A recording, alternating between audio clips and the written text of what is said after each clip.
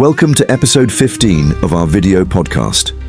Today, we're going to talk about funding options for supported living, navigating financial assistance in the UK. Stay tuned.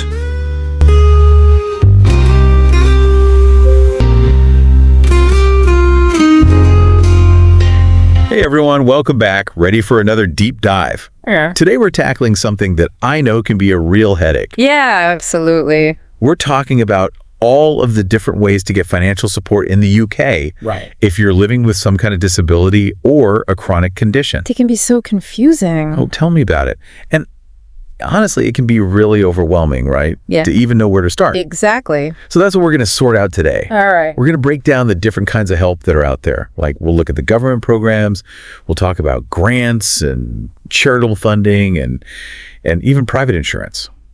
How does that sound? Sounds great. Perfect. So, all right, let's start with the government programs. I'm sure you've heard about Disability Living Allowance. DLA. Yeah, DLA. And here's the best part. It's tax-free. Ooh, that's nice. Yeah, so that's some extra money you can use every month for things like, specialized care or even just a little treat, right? Right. Now, there are a couple other big ones. There's personal independence payment, also known as PIP. Mm-hmm. That's for anyone aged 16 to 64. Okay. And then if you're 65 or older, there's attendance allowance. Got it. These are both meant to help with like your daily living and your mobility needs. Makes sense. So, depending on your age and your situation, there's a different program out there for you. Now, I have to ask, because I know this can be a real pain. Yeah. What's it like for people who actually try to apply for these programs, like especially PIP? Is it a nightmare? Oh, yeah. I mean, sometimes it can feel like you're climbing a mountain, right? Ugh, I bet.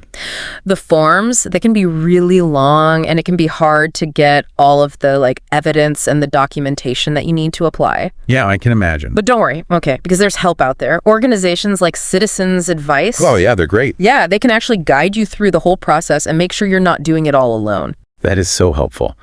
So let's switch gears a bit and talk about grants and charitable funding. Sure. Because a lot of people, I think, have the wrong idea about grants. Oh, really? Yeah, they think grants are just for super specific projects, but actually they can fund so many different things. No, interesting. Yeah, things like home modifications to make your house more accessible. Okay. Or assistive technology, like if you need a special kind of wheelchair or communication device, or even travel expenses if you have to go somewhere for medical treatment. Yeah. So it's way more flexible than people realize. Got it. Now, grants can be amazing, right? Yeah. But again, sometimes it's hard to find the right ones. So do you have any tips? I do.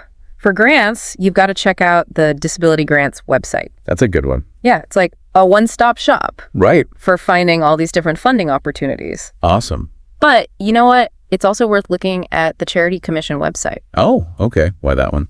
because they regulate all of the charities in the UK. So you can use their website to make sure that any organization you're thinking of working with Right. is legit, that they're actually reputable. Ah, that is so smart. So important. Uh-huh. Now let's move on to something that people don't always think about when they're looking at financial support. What's that? Private insurance. Okay. Obviously government programs and grants are super important. Right.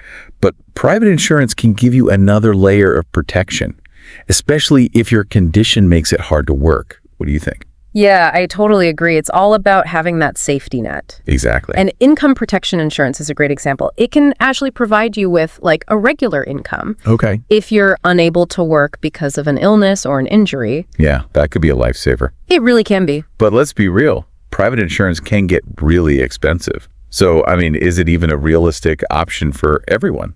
That's a great question. And you know what? Honestly, it's not a one-size-fits-all solution. Right. But for some people, it can provide some peace of mind. Like if they're worried about the financial impact of a long-term illness. Yeah, makes sense. And that peace of mind can be priceless. No, for sure. Now, there's another type of private insurance that I wanted to touch on, critical illness insurance. Right. That one gives you a lump sum payment, that you can use for big expenses, like maybe making changes to your home if you need to. Yeah. It's all about finding that right mix. Exactly. The right combination of support to fit your own unique needs. Exactly. And that's where I think MedicareHub Limited really shines. because they really get this stuff. Oh, yeah. They can help you navigate this whole system. Yeah. And even connect you with your local authority or social services to figure out what would work best for you. I think that's amazing. That's super helpful. So, to wrap things up, what have we learned? Okay, so We talked about government programs like DLA, PIP, and attendance allowance, right? we covered grants and charitable funding, like the Disability Grants website and the Charity Commission. Right.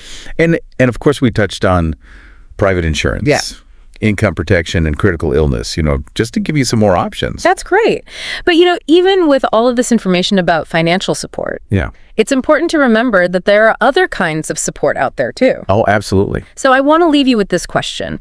What other resources or connections, like in your community, might be valuable for people with disabilities or chronic conditions? Ooh, that's a great question.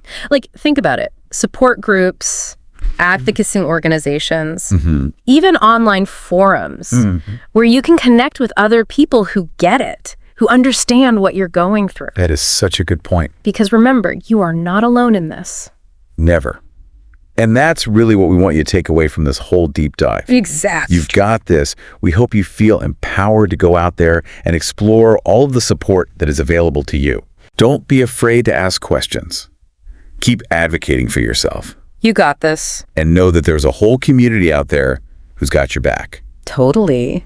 All right, everyone. Thanks for joining us for another deep dive. See you next time. See ya.